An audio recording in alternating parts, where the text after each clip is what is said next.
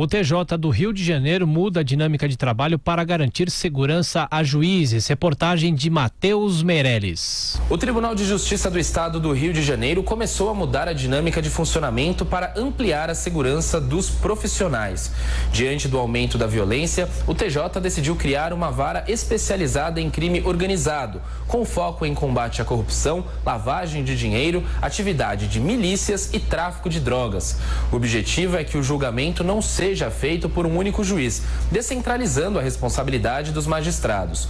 O modelo é conhecido como Justiça Sem Rosto, já que é formado por colegiados com 3 juízes, sendo um titular e 2 rotativos, para que não sejam identificados.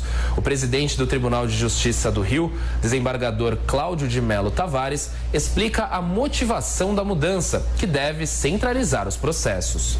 Isso, além de trazer proteção aos magistrados que lá atuam, vai evitar inclusive fuga de presos, inclusive invasão de foros, enfim. E detalhe, essas varas só vão julgar esse tipo de crime.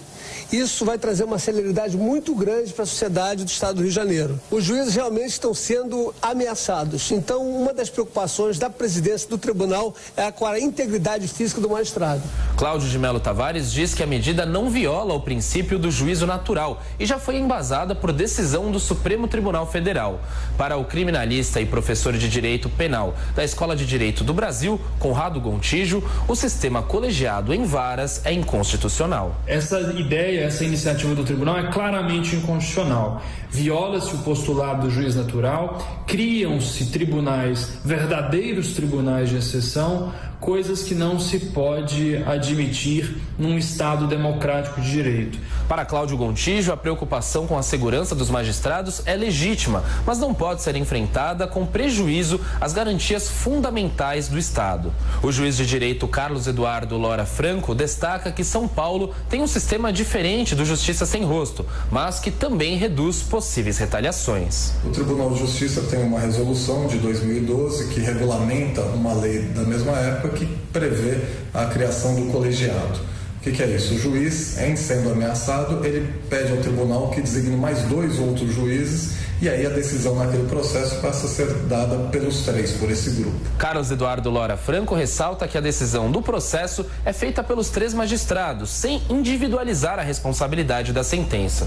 O modelo Justiça Sem Rosto foi usado na Itália para o combate da máfia e na Colômbia com o objetivo de enfrentar o narcotráfico. A proposta já foi aprovada por comissão interna do Tribunal de Justiça e aguarda parecer do Legislativo, com a expectativa de entrar em vigor até o início de junho, com cerca de 400 processos. A gente se lembra da morte da juíza Patrícia Scioli, né, no Rio de Janeiro, já há algum tempo. Isso. Mas que é uma morte simbólica, né, professor? No dia 11 de agosto, Isso. o dia do nascimento dos cursos jurídicos no Brasil. Mas veja a que pontos nós chegamos. Justiça sem rosto. Ou seja, os juízes são de tal forma ameaçados que precisa protegê-los. Então agora cria-se um colegiado, no caso de 3, para que não haja identificação de quem é que tomou aquela decisão. Isso ocorreu só em situações excepcionais, né? Como no caso do sul da Itália, especialmente, ou na Colômbia, ou no Peru, na época do combate ao Sendero Luminoso, né? E agora, é inacreditável, nós chegamos isso no Brasil, quer dizer, nesses exemplos citados anteriormente, foram situações limite. Veja a que ponto está o Rio de Janeiro. Ao invés de se concentrar nessas questões, estão querendo construir um autódromo lá. Esse parece ser o grande assunto, a construção de um autódromo e realizar um grande prêmio de Fórmula 1. Quer dizer, a gravidade da situação e o número de juízes que morrem por ano no Brasil. E o que foi alertado por um dos entrevistados sobre a inconstitucionalidade, me parece, eu não sou um operador do direito longe disso, que eles têm razão sobre essa questão, né? Agora, é um meio de proteção dos juízes no momento que o crime organizado dá as cartas no Brasil. Hoje há territórios liberados sob controle do crime organizado e isso é considerado algo absolutamente natural. Ninguém fala nada. Fala, mas isso faz parte. Não faz parte. O Estado tem que ter controle de todo o território nacional. No Rio de Janeiro, que é o caso em tela, há regiões sob controle do crime organizado. E a situação foi se aprofundando, porque no caso das milícias, diferente dos traficantes, elas conseguem eleger inclusive bancadas na Câmara dos Vereadores, na Assembleia Estadual e na Câmara Federal. A situação é grave. Esses são os que a gente deve colocar o dedo nessas feridas nacionais e não perder tempo com tweet de porno filósofo, por exemplo. Isso é perder tempo, ou com os bobalhões dos filhos do presidente, que são umas topeiras. Isso não interessa, entendeu?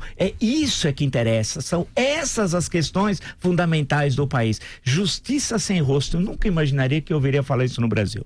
Eu não tenho a memória excepcional aí do meu querido professor Vila, mas eu queria lembrar o caso do juiz e presidente Bernardes, se não me engano, que foi assassinado. Era o juiz das execuções penais que determinava quem ficava em regime fechado ou não. Foi assassinado aí à luz do dia, né? Essa morte já faz tempo que aconteceu. Sim. De lá para cá é evidente que o PCC e outras organizações criminosas só cresceram.